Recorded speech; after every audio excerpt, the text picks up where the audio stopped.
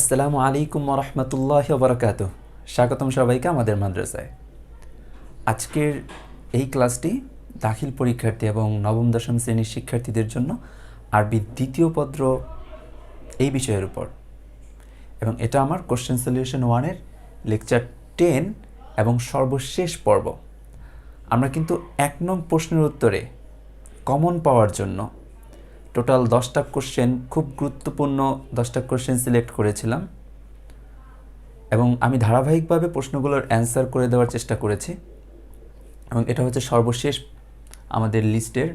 আর refill ইবদাল, ইবদালের পরিচয় দাও, অথবা কোশ্চেনটা এরকম আসতে পারে মাহুয়াল ইবদাল, ইবদাল কি। আর এটা আরেকটা কোশ্চেন, মাতা তুবদালুল ওয়াউ ওয়াল ইয়াউ তাআন, ওয়াও এবং ইয়া কখন তা হয়। এই দুইটা প্রশ্ন একসাথে মিলেও আসতে পারে, যেহেতু অ্যান্সারটা খুব ছোট। এই প্রথম লাইনটা প্রথম এই প্রশ্নের অ্যান্সার, দ্বিতীয় অ্যান্সার। তো আমি আশা করব যারা আগের ভিডিওগুলো মিস করে এসেছেন তার ডিসক্রিপশন বক্সে দেওয়া লিঙ্ক থেকে আমার ইউটিউব চ্যানেলে চলে যেতে পারেন। সেখানে অ্যারাবিক সেকেন্ড দাখিল ক্লাস 9-10 নামে একটা প্লে লিস্ট আছে, এবং সেখানে সবগুলো ভিডিওই ধারাবাহিকভাবে আপনি পেয়ে যাবেন। শুরু করি। এই প্রশ্নের অ্যান্সারটা আমরা কিভাবে লিখব? ইবদাল কি? ইবদাল শব্দের অর্থ হচ্ছে পরিবর্তন করা। আল ইবদালু মানাহু তাবদিলু, ইবদাল মানেই হলো পরিবর্তন করা। অফিল ইস্তিলাহি, পরিভাষায়, হুয়া জালু হরফিন ফি হরফিন আখর, এক হরফের জায়গায় অন্য হরফ হওয়া। একটা হরফের জায়গায় আমরা অন্য একটা হরফ হওয়া, যেমন আমরা বাংলাতেও কিন্তু ব্যবহার করি, অথবা ইংলিশ থেকে বললে কিন্তু আপনারা ভালো বুঝবেন। যেমন আমরা এটাকে কি বলি? ক্যাট। তাহলে আমরা সি এর স্থানে উচ্চারণ করতেছি কাকে? কে। তাহলে এই ধরনের পরিপূর্ণ এই ধরনের কোনো ঝামেলা আরবিতে নেই।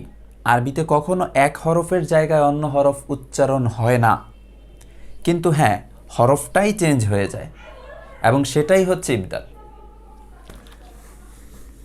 তাহলে আমরা একটু দেখি। হুয়া জালু হরফিন ফি হরফিন আখর, এক হরফের জায়গায় অন্য হরফ হওয়া। যদি এইটুকু আসে, সাধারণত এইটুকু মিলে কোশ্চেন আসে না, আরেকটা কোশ্চেন সাথে থাকে, এবং এটাই বেশিরভাগ হওয়ার সম্ভাবনা আছে। ইদা ওয়াকাতিল ওয়াও, যখন ওয়াও, ওয়াল ইয়া অথবা ইয়া, ওয়াকাত মানে পতিত হবে বা আসবে।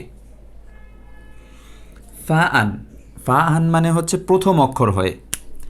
আরবি শব্দের প্রথম অক্ষরকে ফা, দ্বিতীয় অক্ষরকে আইন, এবং তৃতীয় অক্ষরকে মানে ভার্বের এইভাবে ধরা হয়।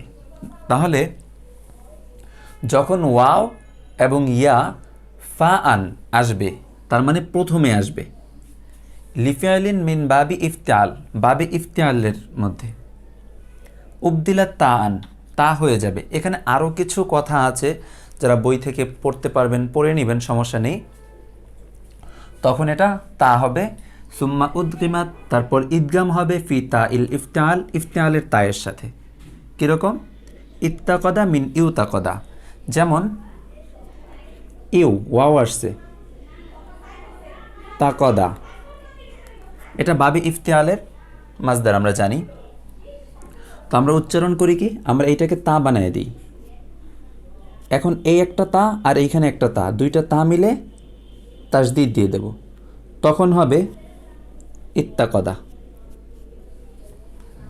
এই ছিল এই প্রশ্নের একদম সংক্ষেপে একটা অ্যান্সার।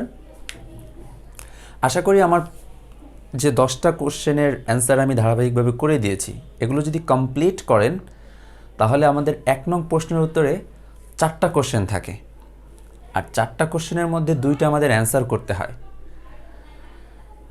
95% সম্ভাবনা আছে যে আপনার 4টা প্রশ্নের 4টাই কমন পড়বে, আর না হলে ইনশাল্লাহ 3টা কমন পড়বেই। আর যদি তাও না পড়ে, অবশ্যই 2টা প্রশ্ন কমন পড়বে, আপনি লিখতে পারবেন। আশা করব যারা এই ভিডিওটা দেখতেছেন তারা যদি আমার অন্য কোনো ভিডিও মিস করে থাকেন বা না দেখে থাকেন এই কোশ্চেন সলিউশন 1-এর, তারা দেখে নিতে পারেন। সেখান থেকে আপনি 10টা নাম্বার খুব সহজেই আনতে পারবেন। এবং আমি চেষ্টা করেছি বইয়ের মতো না করে একদম শর্টকাট করে কিভাবে লিখে নাম্বারটা আনা যায় সেই সিস্টেমগুলো নিয়ে আলোচনা করার। সবাই সুস্থ থাকবেন, ভালো থাকবেন। দেখা হবে ইনশাল্লাহ অন্য কোনো টপিক নিয়ে, অন্য কোনো বিষয়ের উপর। সে পর্যন্ত সবাই সবার জন্য দোয়া করবেন, বিশেষ করে আমার জন্য দোয়া করবেন। আল্লাহ হাফেজ। আসসালামু আলাইকুম ওয়া রাহমাতুল্লাহি ওয়া বারাকাতুহু।